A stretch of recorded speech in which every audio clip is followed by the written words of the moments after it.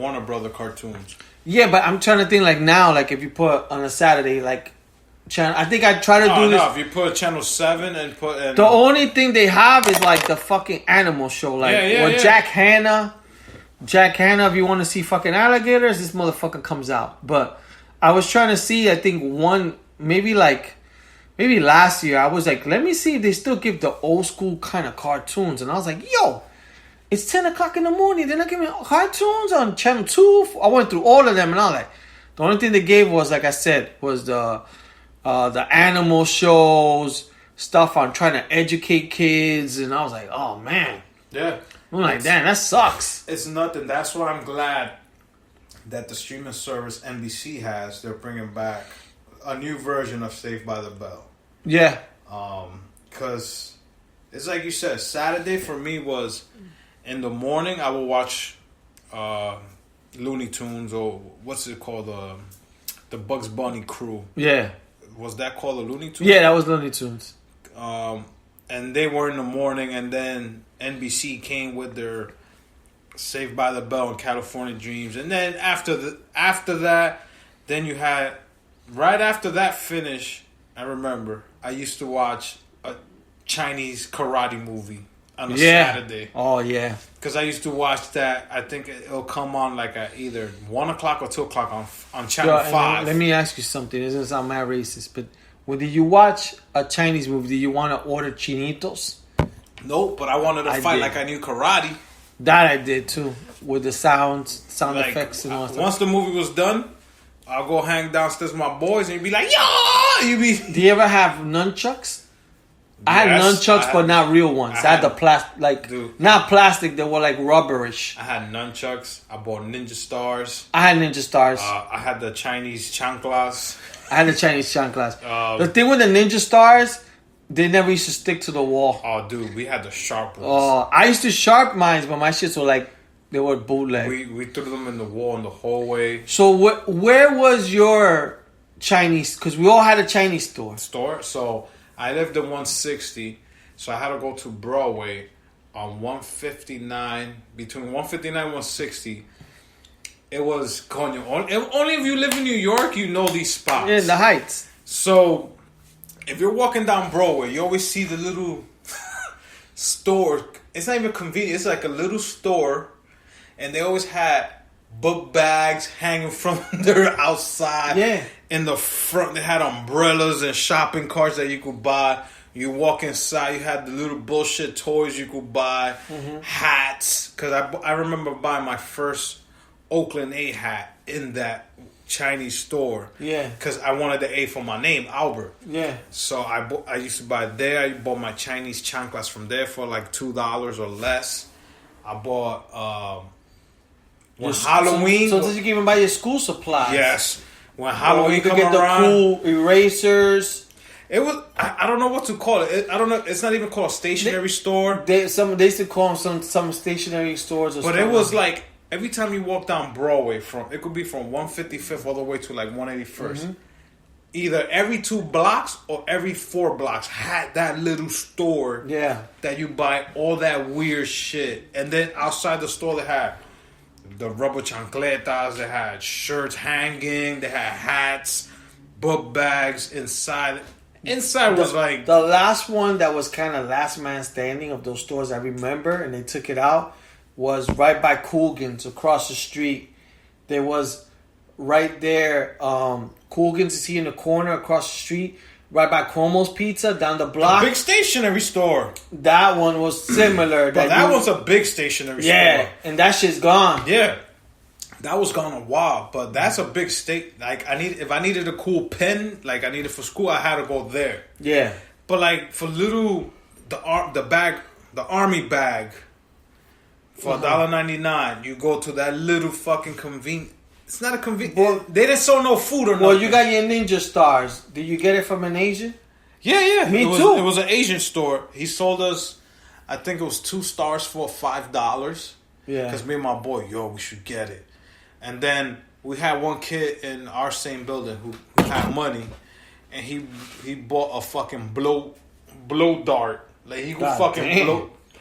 darts. And I'm like, yo, this motherfucker got money. Because I think it was like $20 and it came with 3 darts. And you see him in the building throwing darts to the fucking wall. And I'm like, shit, this motherfucker. So it's cool spots. But I have not seen one of those. Maybe if you go down to Chinatown, you can see it. Probably. I mean, my store was in 177, right around Richie's Block at St. Nick. 177 in St. Nick. Okay. Between 178. So you know where Capri is at? So if you walk down, going towards 178, there's that meat market that's still there. Okay. In the corner of St. Nick. There's a Caesar's. Or Little Caesar's pizza shop there. No, that's the other block. That's 176, 177. Okay. You know, Capri is here in the corner. And if you're walking to 178. Yeah, to the bridge apartments. Before the meat market. Before the meat market, right around there was a store. And they used to put maletas outside and everything. I think so. So that's what we used to get. Our Ninja Stars, our nunchucks, even the Ninja pants. Yeah. Those big pants with a straight leg. Yeah. Even if you wanted to buy the ninja shit, like fucking Last Dragon, all that stuff was there. And that's what we used to get our Ninja Stars and stuff. And I remember we used to try to sharpen it, but yeah, they never stuck. I used to throw them all. I remember my mom in my room, my walls, my wall had a bunch of holes. No, what we did it in the hallway because our building in 160 was like. From the first floor all the way to the roof was always graffitied out. Like, everybody. Yeah. We even tagged our own building. We like, yo, what the fuck are we doing? We dirty in our own building. Yeah. But then some of us will hang out in the hallway and we'll throw the fucking Ninja Star in the hallway or on the roof because the roof had the thick rubber. Like. Yeah. So we used to throw it there. But it will only work for like the first 2 days. After that, the Ninja Star was garbage already. Yeah. And we thought we were the shit because we bought our first butterfly knife in that same convenience store for like $5. Two of us had it, and we always try to do the, you know how the flipping shit. I was never good with that, and I was like, yo, there was always one guy in the hood that was fucking the man with that shit. That he could do that shit with his eyes looking at. I was never good, and I never felt comfortable. Like, I never had the skills, so I just was like, nah, I'm good. Yeah. But I did, like, the first one, you could open it and close it, that's it. But yeah, I never did the shit. And I bet you a lot of people don't know about my first comb that I bought was in the Chinos. Was it the one that you pressed the switchblade? It was like the fake switchblade. Yep. It looked like the old... So, if you guys ever watch Grease... Yeah. It's a fake knife that has the button and the knife comes out. So this one had the comb come out. Yeah. And I used to comb my hair with that. Yeah. And the other comb I bought from there was the one it looks like you put through your finger and it's like a big circle. Oh, yeah. You remember that one? So I don't even know how it was different colors. It was flat. And you could put it through your fingers. And put it through your middle finger. It reminds me of this thing I have right now in my shower. But I have it for the bottom. It's like because my girl's hairs be throwing the whole thing. But it's like that plastic material. Yeah, and you put it in your palm. Like that. Put it in your palm. I bought that first comb there too, bro. Yeah. Yo, that's just old school, man. That little Chino convenience store. Yeah, man. We got to take you guys back. But yeah, I remember a lot of those things. And a lot of girls in my block used to buy the clickety-clack toy there. Oh, the toy with that thing. That the 2 balls on the side. Clack. And then the jellyfish. Oh, the chancletas for the girls. And my mom, she used to fuck me up with those. Those chancletas. Yeah. I remember those. We got to do a whole episode just about that specific store and everything we bought there. Because I used to buy a lot of shit there, man.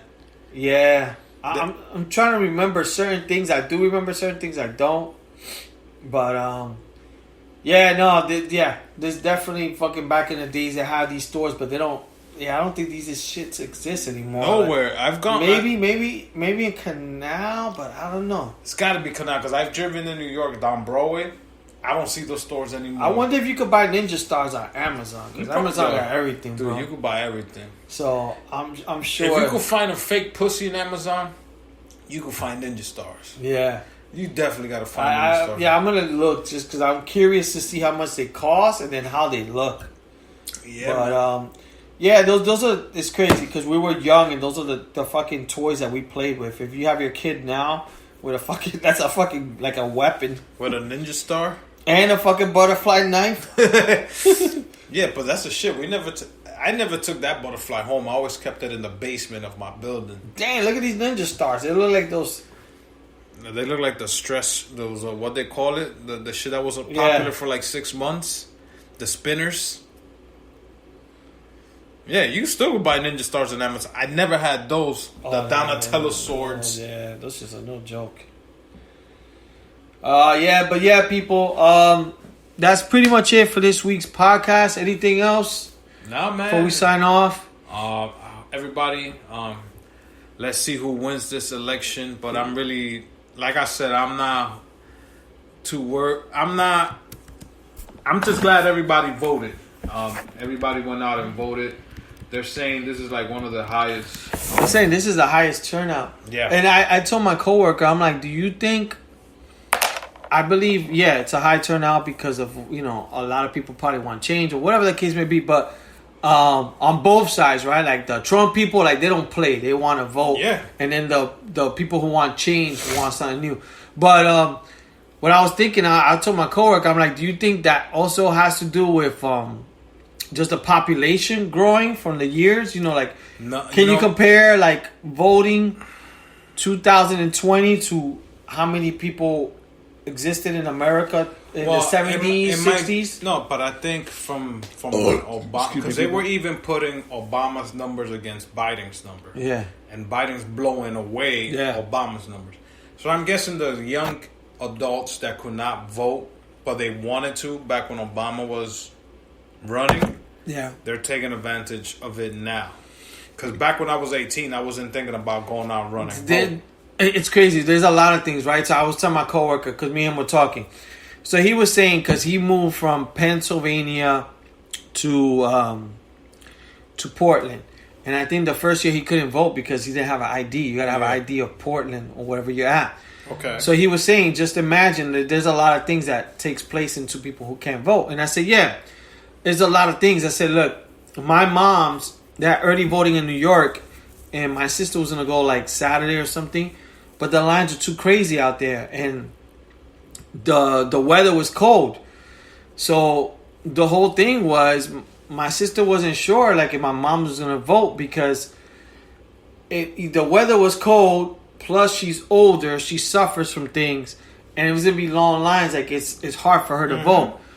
But I think they voted on Sunday. So maybe it was another day. But there's people now with the voting by mail. So there's a lot more people who can't, like, physically. There's a lot of people who physically can't really go out to vote. Yeah. As crazy as it sounds, we're only thinking of ourselves because we could go outside to vote. But there's some people who can't really leave their houses. So if they could just fill it out and mail it out and have somebody take it out for them, that makes so much sense. Especially for, like, the older people who, who are unable to vote because, like, physically they can't get there. Yeah, but all I got to say is thank you to everybody who voted. Whoever you voted for and you have your own reasons, you don't have to tell us why. I'm just glad you, as an American or whatever, take advantage of this.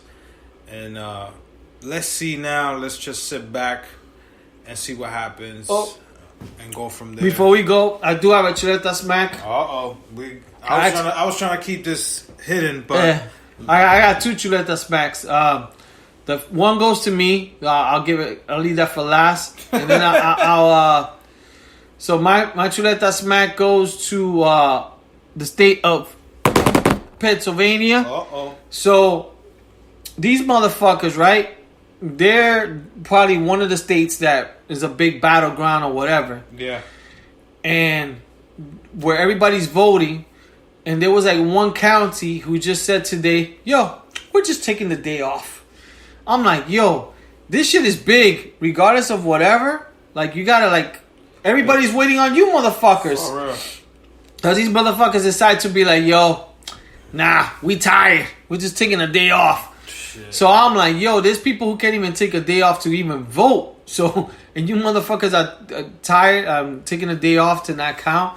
So that even prolonging this whole thing. So Chuleta smack goes to them, and the other Chuleta smack goes